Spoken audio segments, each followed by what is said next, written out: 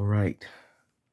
It is day 48 of this challenge. Um, yeah. For the past few days, yeah, I just didn't grind. And then I actually did try to grind for this drop yesterday, which was day 47. But I pretty much tried to grind the drop almost the whole day after I came home from school. And I still didn't get the drop. And that drop that I'm talking about is from the military Octobot, which has a 1 in 128 chance of dropping a meteorite. And I'm not joking when I'm telling you I actually tried to grind for it almost all day yesterday, and I still didn't get it. But I didn't feel like not showing the footage of the actual grind. So yeah, we're just gonna say that this encounter with the military Octobot is gonna be the first one, even though it's technically not. But we're just gonna count it as the first because I didn't count. So yeah, this is going to be the first encounter because we're resetting.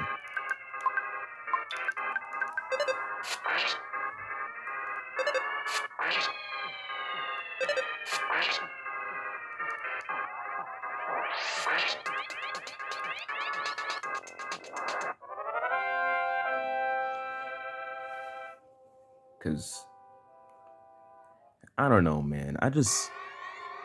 That military Octobot just does not want to drop the item.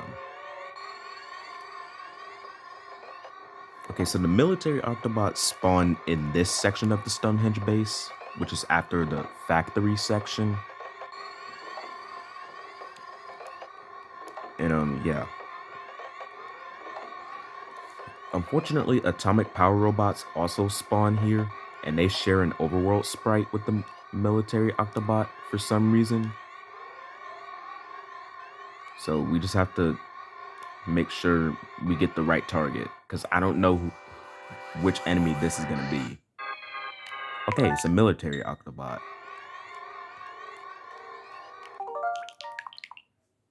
So now this is going to be the second encounter with it.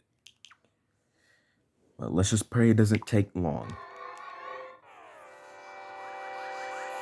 Like, seriously. The footage from yesterday ended up being over an hour and 15 minutes long.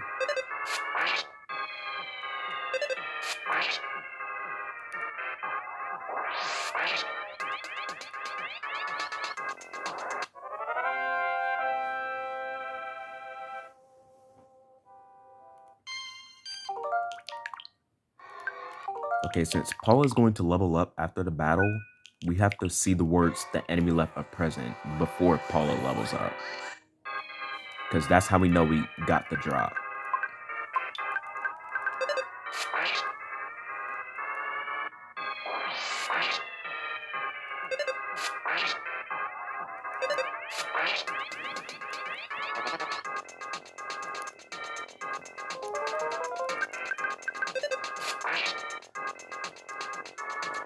And just like some of the other enemies that are found in the Stonehenge base, the military Octobot is also a pretty unique enemy.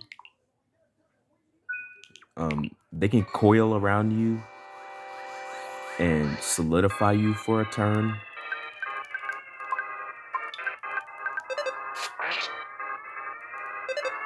And they also have a unique feature where they can just straight up steal your food.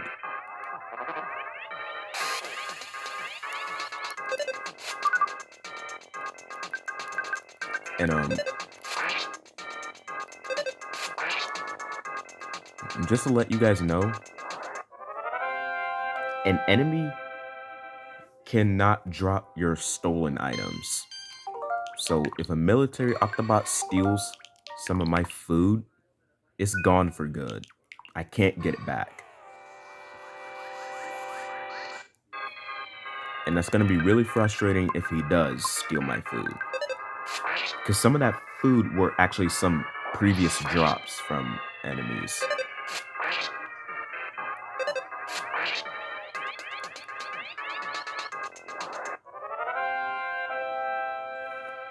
But yeah, the plan, which was supposed to be yesterday's plan, by the way,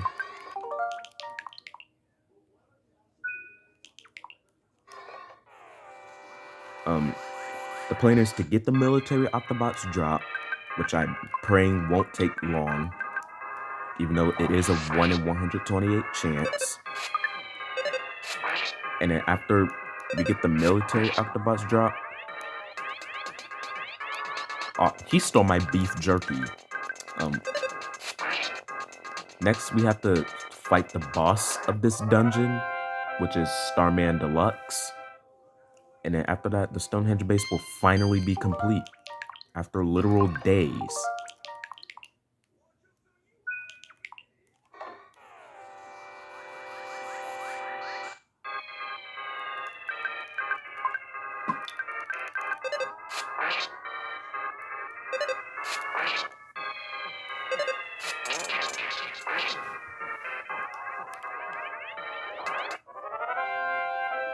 Oh, I forgot to mention this.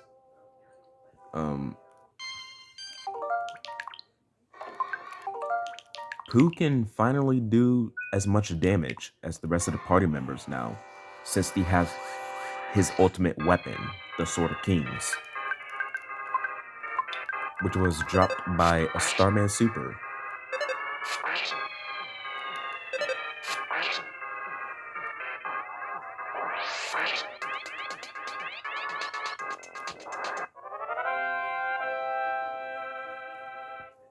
So yeah, the Sword of Kings will be really useful for Pooh, since it is his only weapon. And he also never misses a single attack with the Sword of Kings.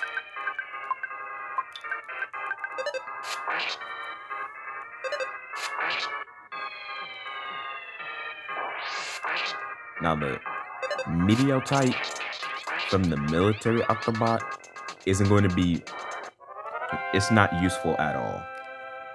Because Meteorites in this game are only meant to be sold for money. And you get $2,000 from selling one.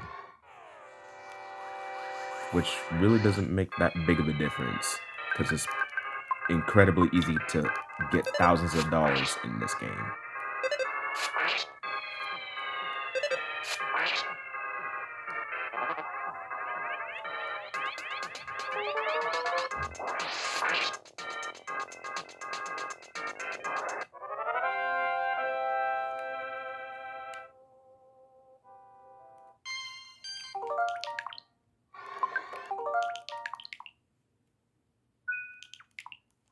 Yeah, really the only thing I have to say is that I'm praying that this time it won't take like 8,000 years to get this guy's drop.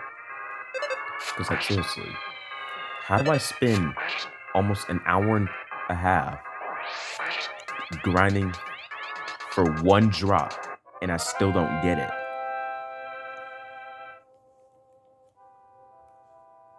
Oh my god. Yes! Finally. I had to take a break in between getting this drop, since it took me so long to get. I had to reset the amount of encounters it took to get this drop, since I didn't count yesterday. Oh my god. I'm so glad we finally have it. I can finally get out of the Stonehenge base, because that's the last drop from the Stonehenge base. Now we can finally go fight the boss. And the reason why we couldn't fight the boss earlier is because if I fight the boss, all the enemies never spawn ever again in the Stonehenge base, which means I failed the challenge, since I can't get their drops anymore. Oh man, that finally, man. All right, let's fight Starman Deluxe, which is actually my favorite boss in the game. And for some weird reason, he's the only boss in this game that plays my favorite battle theme. Why? Use the battle theme, Nintendo. It's freaking there. But this fight is going to be pretty anticlimactic. Well, anticlimactic, I should say. Because that's actually the wrong way to say it. Yeah, this is going to be pretty anticlimactic. Because I can literally one-shot this guy with this multi-bottle rocket that Jeff has.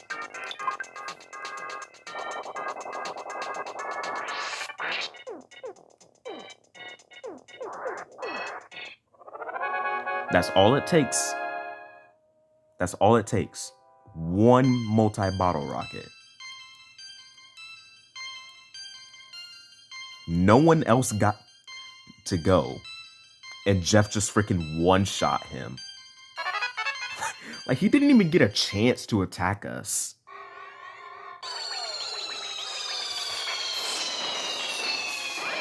Dude, that is so funny.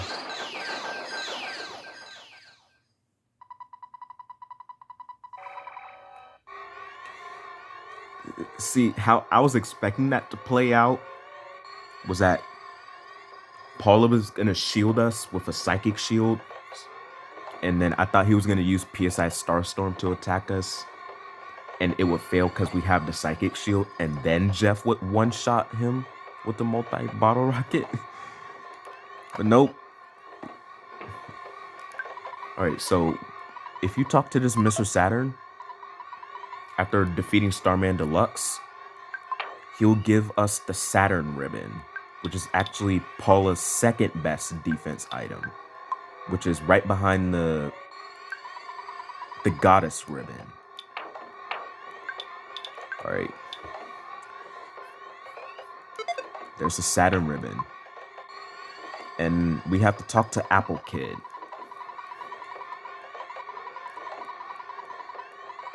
And he'll tell us that the shyness book that we need to fix the Tenda Tribe's shyness is in the UNEDITED library. So we have to teleport to UNEDITED to get it. But yeah, we have saved everyone who has been kidnapped in the Stonehenge base. And since Starman Deluxe is dead, the enemies no longer spawn. But it's a good thing we got all the drops before fighting Starman Deluxe, because otherwise I would fail the challenge. Like, the Stonehenge base is arguably one of the hardest parts of this specific challenge. Because you can just royally screw yourself over and not know it. Alright, let's use this exit mouse so that we can get out faster. Because the Stonehenge base is massive. Like, seriously, it's one of the largest dungeons in the game. Huh? I got the Cave Boys drop again. I got this guy's second drop in chapter 4. And I just randomly encounter this guy and I just get the drop. Sure. Dude, what is that luck? Dude, you know how insanely lucky you have to be to get the... Excuse me? What? Okay. I don't know why that has been happening when I've been doing this challenge specifically. Like, I've never seen that happen to me before. Like, my teleport just gets stopped by literally nothing. Like, that has never happened until I've done this redemption. And I've played this game so many times.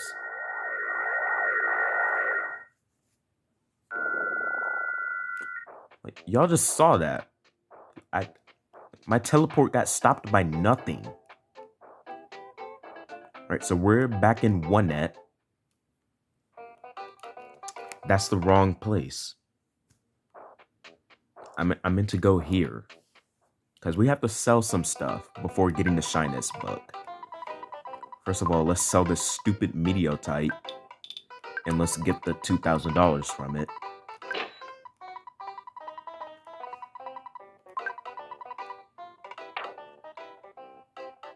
Okay, I have to sell this diamond band because Paula doesn't need it anymore. Because she has the Pixies bracelet now. And then we also have to sell the talisman ribbon because she has the Saturn ribbon now. All right, is there anything else I need to sell?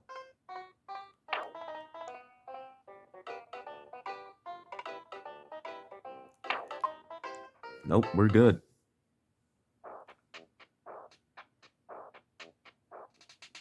All right, let's go to the library so that we can get the book.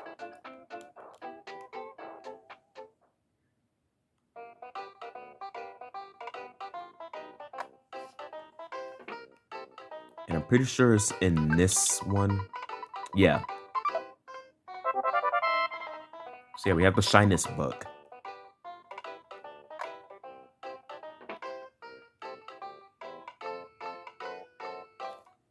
So now we have to teleport back to the Tenda village.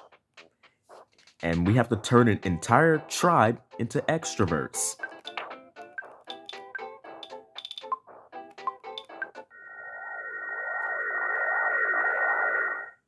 I'm surprised I didn't bump my head on that tree.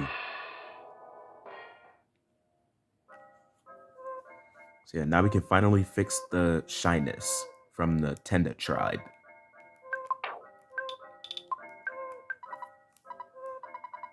All right, we have to talk to the Tenda tribe leader.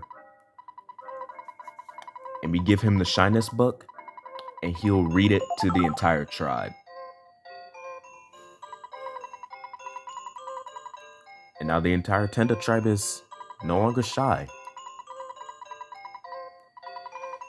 And for fixing their shyness, he gives us a Tenda dish called Tenda kraut.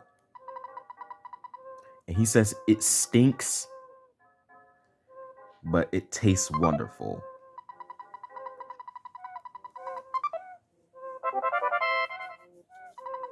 And we actually need the Tenda kraut later, believe it or not.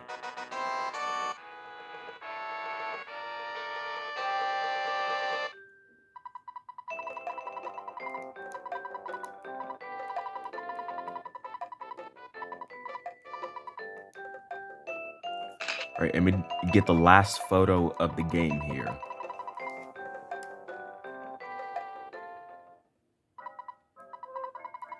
And then after that, he wants to confirm if my name is correct. Like my actual name. And obviously I didn't put my actual name in there. But hey, it's it's not like I have a problem with saying my actual name. I just don't really talk about my actual name that much. Because on YouTube, I usually just refer to myself as Gamer Mally. It's not her. Doesn't matter. I've said my name a few times on this channel before. Oh yeah, if you talk to him again, he'll give you a bag of Dragonite. So that's good.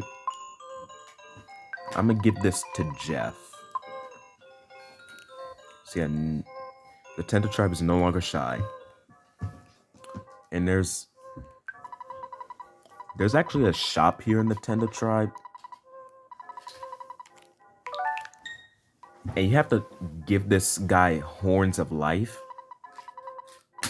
so that you can work your way up to the better items. So yeah. The one you really want is the Hall of Fame bat. And if I'm being honest, I've never used the Hall of Fame bat ever in this game. Because right after the Lumine Hall Sanctuary, you go to the Lost Underworld and then you immediately upgrade to the Ultimate Bat.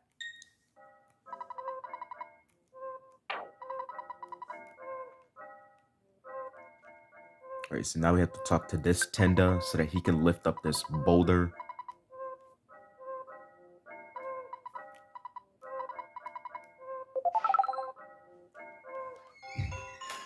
And that hole actually leads to the 7th sanctuary, called the Lumine Hall Sanctuary, which is a massive maze. And you guys know that I don't like mazes.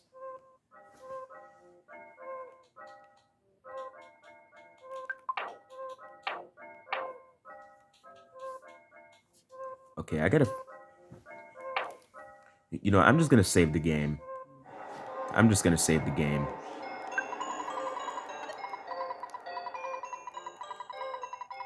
Because I'm gonna figure out how much IQ Jeff needs to fix the broken harmonica and the broken trumpet. And the one I really want to fix is the broken harmonica, because I'm pretty sure it turns into a weapon called the Baddest Beam, which is stronger than his current weapon called the Death Ray. Dude, why is there so much death in this game? But the Stonehenge base is finally complete after literal days, and I can finally work on the last part of chapter 7, which is the Lumine Hall Sanctuary. But that's gonna be later.